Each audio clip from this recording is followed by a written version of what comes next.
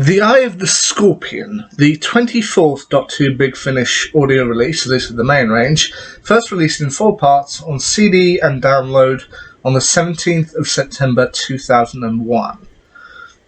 The Doctor, voiced by Peter Davison, and his companion, Perry Brown, voiced by Nicola Bryant, arrive in ancient Egypt in around 1400 BC.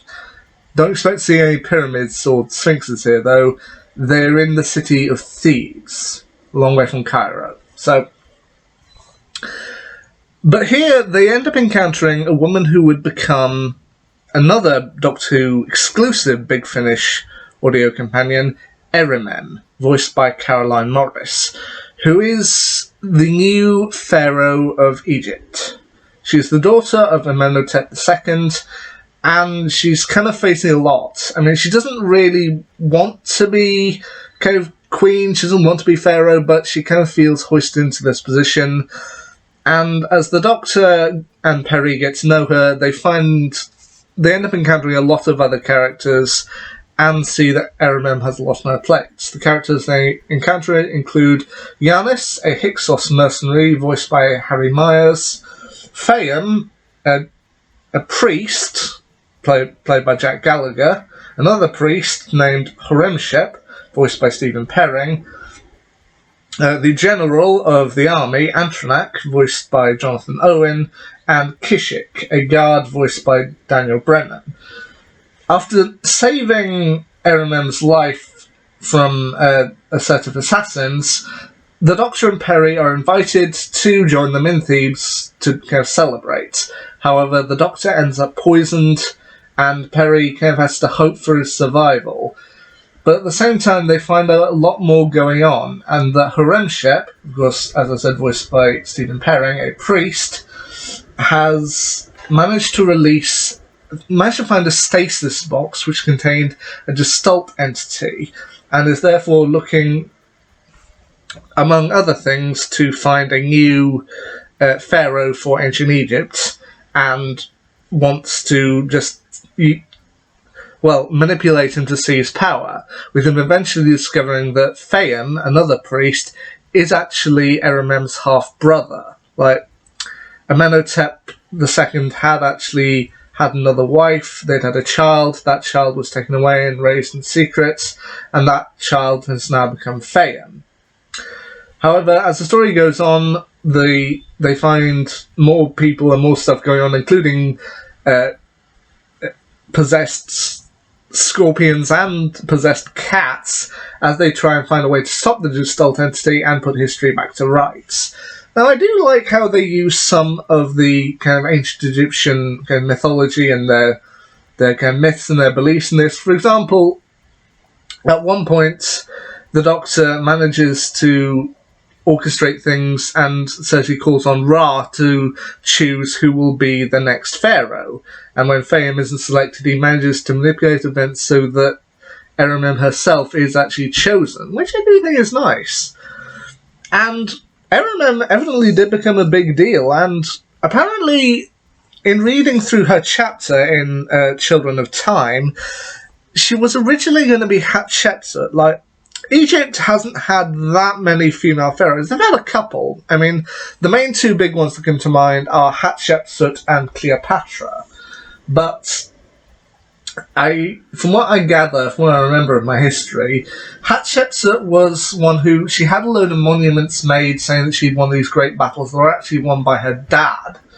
But then her stepson kind of got annoyed at her and eventually chipped her name off all the monuments, so that she kind of faded into a little bit of an obscurity. Now, apparently, originally this story was going to have Hatshepsut as in Erimem's place, but then as the story began developing, they began to like Caroline Morris's take on the character more and more, so rewrote her into Erimem, the girl who doesn't necessarily want to be pharaoh, but kind of feels pushed into it.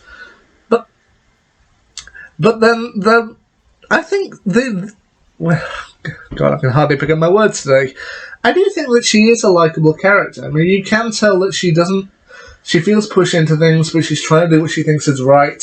So by the end of the story, when they've managed to get everything sorted out, I mean, Perry briefly becomes possessed at one point, and I do think that the way that the Doctor ultimately manages to save Perry by kind of calling on everyone else who's been possessed within Perry's mind to kind of talk and fight back against, I think it's Erimem fighting back against, and the Gestalt entity. I actually think that the way he does that is really good. The story does have one small bit towards the end that I do honestly feel is a bit overly humorous, but anyway, that's just me. And that's, okay, towards the end of the story, Erimem kind of makes a decision that she doesn't want to be Pharaoh, like she's going to leave Fayum in charge because he is still her brother, and she does think he will ultimately be a good Pharaoh. I mean, as she overheard from the Doctor earlier in the story, the Doctor says he knows every single kind of pharaoh or king or queen that Egypt ever had, and Erimem was not on the list, to which she manages to deduce that she is never meant to be pharaoh, like she is not meant to be remembered, and ultimately she finds she's okay with that, so she asks the Doctor and Perry if she can travel with them for a bit. Now, apparently originally at the end of the story, Erimem was supposed to die, or Hatshepsut was supposed to die, but then as the story kind of developed and as it was written, they actually found that Erimem was a very interesting character, and they decided, okay, we'd like to keep her around for a bit. While the Doctor seems hesitant because he knows that history is a tricky thing, he eventually agrees to it, and she comes aboard. But she does seem to accept things very quickly and is even amazed by the Doctor's TARDIS interior. The one bit that I found possibly a little too overly humorous is that they said that the Sphinx was partially damaged and men had been sent to repair it, but Perry, in order to give them a point of reference, she said, well, the Sphinx has to be based on a king, and so she left with them essentially modelling the new face of the Sphinx after Elvis Presley, which, I don't know about that. That, to me, feels a little too humorous, a little too over the top, but, I mean, I honestly don't think I'd see that much, I can't honestly say I've seen the Sphinx properly myself, so I have no idea if it would actually look like Elvis Presley, but, I don't know, that to me felt like a little bit of a slight, but whatever the case, The Eye of the Scorpion is the first story to feature Caroline Morris as new companion Erimem. And as I said, Erimem did get her own chapter in Children of Time, so she does count. So did Evelyn Smythe, for that matter. And I do think that this is a really interesting story, and it's another case of something that we've wished Doctor Who would do for years, which is take a companion who's not from 20th century or 21st century England or London and just have some fun with a historical companion, and that's ultimately what they're doing here.